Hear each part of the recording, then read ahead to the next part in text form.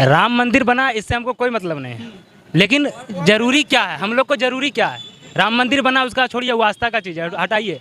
लेकिन हमारे लिए सबसे बड़ा मुद्दा महंगाई है ना, हमारे लिए सबसे बड़ा बेरोजगारी है ना। आपको दिख रहा है? देखिए भाई साहब, जो महंगाई और बेरोजगारी हो, चाहे जिसकी सरकारें रही हो, जब सरकारें बनती हैं बिगड़ती हैं तो महंगाई ऑटोमेटिक 6% वार्षिक की दर से बढ़ती है, उसको हम आप नहीं नियंत्रित कर सकते हैं।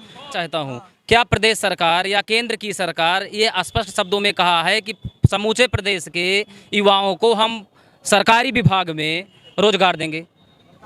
प्राइवेट सेक्टर में भी देंगे लेकर के, नहीं लेकिन नहीं, युवा तो मांग सकता है ना, युवा तो मांग कर सकता है ना। पकौड़ा बेचने की तैयारी चल रही है, वो भी एक बिजनेस है। पकौड़ा बेचने की जहाँ की बातें हैं, वो भी अपना एक बिजनेस है, उसको हम बिजनेस नहीं बिजनेस नहीं है उनको। हाँ, उनसे पूछ लीजिए, जीविका जीने का साधन माध्यम हो सकता है, लेकिन भाई देखिए वो बिजनेसमैन है, वो बिजनेसमैन है। हिंडनबर्ग का रिपोर्ट आया तो काहे नहीं मोदी सरकार एको कटी चुपचाप काहे मौन रहा है उस पर। भाई आप देखिए बिजनेसमैन है, किसी भी बिजनेसमैन के ऊपर हम आक्षेप नहीं लगा सकते हैं। उसका बिजनेस अगर आपका भी बिजनेस होगा तो चलता रहेगा। क्यों नहीं लगा सकता? जब सरकार उसका जेब भर रहा है तो काहे नहीं आरोप लगा सकता? निर्वहन कर सकते। हम मानते हैं कि सब रोजगार नहीं दिया जा सकता, लेकिन ये बात तो सच है कि 6 साल में अगर जो रेलवे का वैकेंसी नहीं आया तो रेलवे का वैकेंसी खाली है, उसको तो कम से कम भरे सरकार। देखिए जो प्रक्रियाएं अभी तक क्या होता था कि पूरा लूट खसूट भ्रष्टाचार अभी नहीं हो रहा। अभी एक भाई साहब बता रहे थे कि कोरोना था, कोरोना में चुनाव हो गया, लेकिन कोरोना में एग्जाम नहीं होगा, कोरोना में और कुछ चीज़ नहीं होगा, लेकिन चुनाव हो सकता है। इस सरकार का सबसे बड़ा मुद्दा। अगर आप ये कहते हैं कि नहीं हम बेरोजगार हैं, तो कहीं ना कहीं अपने आप में स्वयं में कमी है। जो आईएएस की परीक्षा और पीसीएस की परीक्षा को टॉप कर रहा है, वो तो नहीं चैलेंज कर रहा है कि प्रदेश में बेरोजगारी है। कहीं ना कहीं हमारे सबसे पहले महंगाई पे बात कर लें। इसलिए आंकड़ा बताता है कि 45 सालों में सबसे ज़्यादा बेरोजगारी अभी है। नहीं सही बात है। देखिए अभी तक आंखें मूंद सरकार को ये भी कह के नहीं आना चाहिए ना कि 1 साल में 2 करोड़ रोजगार पैदा करेंगे। सरकार को ये भी बोल के नहीं आना चाहिए कि 1 साल में 2 करोड़ हम रोजगार पैदा करेंगे। कोर्ट ही खोलवाया था, ये सब वोट का मुद्दा लेकर के सब नाटक है। वोट का मुद्दा ना, वोट का मुद्दा लेके बीजेपी कर रहे हैं, क्या लग रहा है? नहीं, ऐसा कोई बात नहीं, वोट का मुद्दा नहीं है। नव निर्मित नहीं किए हैं बाबरी मस्जिद को। नहीं, वोट का मुद्दा नहीं है। सरकार जो अच्छा लगा वो काम किए। सुनिए, हम यूपी से हैं और भाई साहब बता रहे हैं कि वहाँ पर सबसे पहले बाबरी मस्जिद ही था। तो आपके ज्ञान को मैं चैलेंज कर रहा हूँ कि अपना भारतवर्ष सोने की चिड़िया कहलाता था।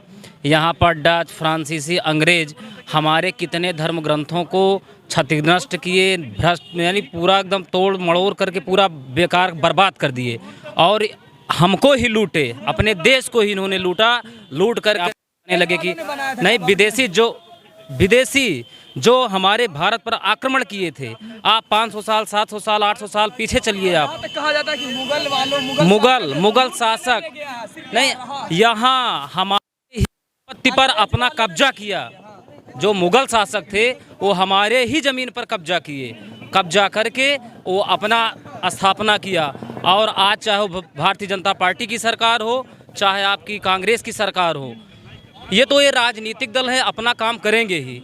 लेकिन जिसके कार्यकाल में भगवान मर्यादा पुरुषोत्तम राम की मंदिर का पुनरुद्धार हो रहा है, इसका कोई जवाब नहीं दे सकता है। कहने के लिए चाहे जो कहे कि मोदी वाहवाही लूट रहा है, राहुल गांधी जी वाहवाही लूट रहे हैं, ये सब कहने की बातें हैं। लेकिन भगवान मर्यादा पुरुषोत्तम जी की मंदिर का जो पुनरुद्धार हो रहा है, इस स्वर्ण युग को, अमृतकाल को वाह कहने के अलावा और कोई विकल्प नहीं है। वो तो बताए कि नहीं, उससे स्टूडेंट देखिए कल्याण हो जाए। 1 मिनट, राम लला का जहाँ जन्म हुआ वहाँ पर हमको मंदिर बनाना है। हमको पूरे भारत देश में तो मंदिर बनाना नहीं है। जिस धर्म का और जिस मंदिर का विवाद आज 500 वर्ष से चल रहा था, उस जगह को पुनः हिंदू साम्राज्य के लिए जो स्थापना किया गया, हम उसको नहीं वाह वाह कहेंगे तो किसको वाह वाह कहेंगे? जो हमारे यहाँ लूटा, हमारी ही संपत्ति पर राज किया, हम उसकी जय बोलेंगे? अगर आप हिंदू धर्म को मानते हैं तब, अगर हिंदू धर्म को नहीं मानते हैं तो आप चाहे जो कहिए स्वच्छंद हैं। आप पंथ स्टूडेंट का कहना है कि राम मंदिर क्या सही देखिए, ओपिनियन दे रहे हैं। राम मंदिर बना इससे हमको कोई मतलब नहीं है, लेकिन जरूरी क्या है, हम लोग को जरूरी क्या है। राम मंदिर बना उसका छोड़िए, वो आस्था का चीज़ है, हटाइए। लेकिन हमारे लिए सबसे बड़ा मुद्दा महंगाई है ना, हमारे लिए सबसे बड़ा बेरोजगारी है ना। क्या सही आपको दिख रहा है? देखिए भाई साहब, जो महंगाई और बेरोजगारी चाहे जिसकी सरकारें रही हो, जब सरकारें बनती हैं बिगड़ती हैं तो महंगाई ऑटोमेटिक 6% वार्षिक की दर से बढ़ती है। उसको हम आप नहीं नियंत्रित कर सकते हैं। बस आप अगर जो स्कॉलर, जो छात्र, एक मिनट, जो छात्र पढ़ रहा है, चाहे उत्तर प्रदेश का आप रिकॉर्ड उठाकर देख लीजिए गवर्नमेंट डिपार्टमेंट में, चाहे बिहार का आप उठा के देख लिए, कहीं भी किसी भी स्टेट का आप देख लिए, जो स्कॉलर पढ़ने वाले हैं, जो छात्र मेहनत कर रहा है, उसको उसके अनुसार मिल रहा है। अगर आप ये कहते हैं कि नहीं हम बेरोजगार हैं, तो कहीं ना कहीं अपने आप में स्वयं में कमी है। जो आईएएस की परीक्षा और पीसीएस की परीक्षा को टॉप कर रहा है, वो तो नहीं चैलेंज कर रहा है कि प्रदेश में बेरोजगारी है। कहीं ना कहीं हमारे सबसे पहले महंगाई पे बात कर लें। इसलिए आंकड़ा बताता है कि 45 सालों में सबसे ज़्यादा बेरोजगारी अभी है। नहीं, सही बात है। देखिए, अभी तक आंखें मूंद कर सरकार को ये भी कह के नहीं आना चाहिए ना कि 1 साल में 2 करोड़ रोजगार पैदा करेंगे। सरकार को ये भी बोल के नहीं आना चाहिए कि 1 साल में 2 करोड़ हम रोजगार पैदा करेंगे। सरकार का जो 1 साल में 2 करोड़ का रोजगार पैदा करने की बातें कह रही है, वो ये नहीं कह रही है कि हम आपको गवर्नमेंट सेक्टर में ही सबको एक तरफ से भर देंगे। आपके लिए स्वर्णिम अवसर हर स्टेट में, हर राज्य में प्राइवेट कंपनियों को बुला करके, क्या ये संभव है कि कोई भी सरकार हो, वो चाहे नीतीश भाई साहब की सरकार हो, चाहे योगी आदित्यनाथ की सरकार हो, चाहे जिस प्रदेश की स्टेट हो, क्या वो प्रदेश का मुख्यमंत्री पूरे प्रदेश के युवाओं को गवर्नमेंट डिपार्टमेंट में नौकरी दे सकता है? कभी नहीं दे सकता है। उस प्रदेश में वो व्यवसाय, बेरोजगार बाहर से कंपनियों को बुला करके स्थापित करेगा, वहाँ पर रोजगार के अवसर देगा। जिस स्किल का, जिस विवेक का स्कॉलर होगा, उस हिसाब से जा कर के वो रोजी को रोटी अपना जीवन निर्वाहन कर सकता। हम मानते हैं कि सब रोजगार नहीं दिया जा सकता, लेकिन ये बात तो सच है कि 6 साल में अगर जो रेलवे का वैकेंसी नहीं आया तो रेलवे का वैकेंसी खाली है, उसको तो कम से कम भरे सरकार। देखिए, जो प्रक्रियाएं अभी तक क्या होता था कि पूरा लूट खसूट भ्रष्टाचार अभी नहीं हो रहा। अभी एक भाई साहब बता रहे थे कि कोरोना था, कोरोना में चुनाव हो गया, लेकिन कोरोना में एग्जाम नहीं होगा, कोरोना में और कुछ चीज़ नहीं होगा, लेकिन चुनाव हो सकता है। इस सरकार का सबसे बड़ा मुद्दा सरकार का कोरोना में चुनाव होना, पब्लिक को नियंत्रित करना। अगर हम उसमें पूरी तरीके से लॉकडाउन का उल्लंघन ही कर देते तो कितनी जनहानि और होती।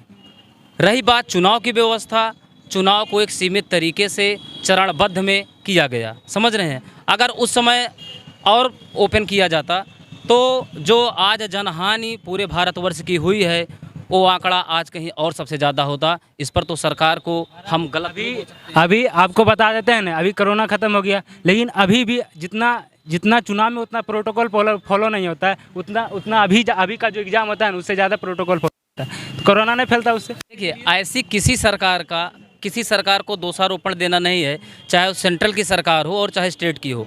ये विकास हो रहा है पिछले 70 वर्ष में। देखिए, 2 करोड़ युवाओं को रोजगार देने का वादा किया, वो गवर्नमेंट सेक्टर में नहीं किया गया है। फिर से आपको मैं समझाना चाहता हूँ, क्या प्रदेश सरकार या केंद्र की सरकार ये स्पष्ट शब्दों में कहा है कि समूचे प्रदेश के युवाओं को हम सरकारी विभाग में रोजगार देंगे? प्राइवेट सेक्टर में भी देंगे लेकर के, नहीं, लेकिन नहीं, युवा तो मांग सकता है ना, युवा तो मांग कर सकता है ना। पकौड़ा बेचने की तैयारी चल रही है, वो भी एक बिजनेस है। पकौड़ा बेचने की जहाँ की बातें हैं, वो भी अपना एक बिजनेस है। उसको बिजनेस नहीं, बिजनेस नहीं है उनको। हाँ, उनसे पूछ लीजिए, जीविका जीने का साधन माध्यम हो सकता है, लेकिन अरे हम मानते हैं बैठे नहीं है। मंदी था और अडानी जी का पूंजी डेवलपमेंट है तो ठीक है। अगर क्या बोल रहे हैं? तो कोरोना में समूचे देश में मंदी की दौर था, लेकिन अडानी जी का कैसे बढ़ रहा था? कहना है कोरोना में सब जगह बैठे हुए थे, लेकिन अडानी जी का कैसे बढ़ रहा था? भाई देखियो, बिजनेसमैन है वो, बिजनेसमैन है।